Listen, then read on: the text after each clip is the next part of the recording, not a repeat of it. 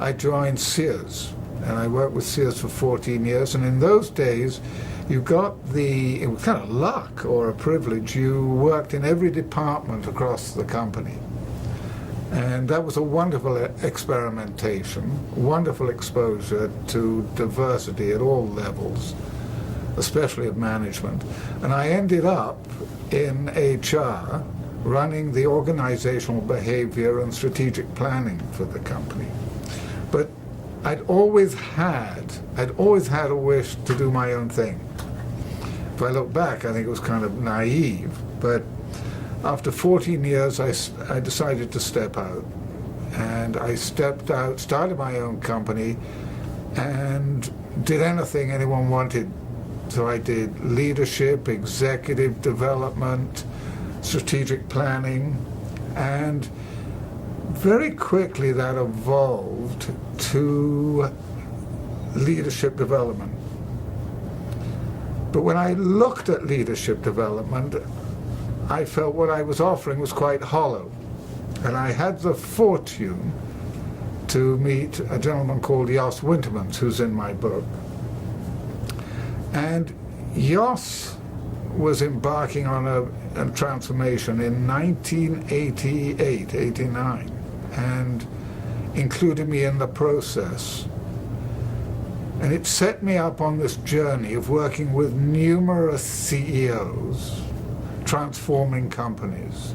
And over that time, we experimented and focused and came to understand what were the principles required for CEOs to manage companies of varying size, from small to huge, in a highly effective manner. And that really gave birth to the 7 principles. One of the questions we wrestled with over the past 15 years was, what is CEO management? And when we went out to look in the market, we couldn't find anything that kind of encapsulated the whole system of CEO management. We could find bits, and the other thing we found was that most CEOs were very good at managing small teams, but we came to realize they hadn't been taught how to manage large groups of employees.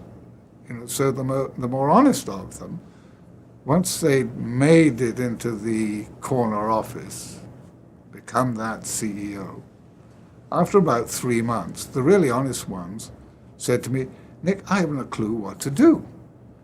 Now, I don't think that is a mark of incompetence. Actually, I find it huge respect that someone can actually declare, I don't know, I want to learn, and I want to practice. And those are the kind of CEOs I have found I have huge respect for, because on the long term, they're very successful with that admission. But when you manage large groups of employees, the rules change.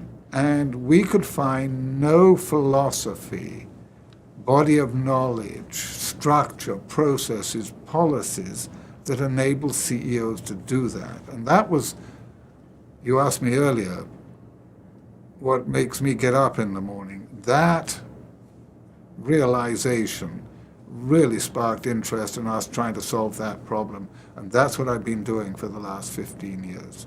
Let me summarize the 7 CEO management principles. Number 1, create a strategy. Number 2, create a structure. Number 3, level the organization. Number 4, define the work of the organization. Number 5, define the lateral authorities for the organization. Number 6, build the required talent. And lastly, number 7, which wraps it all up, is make it happen with effective management.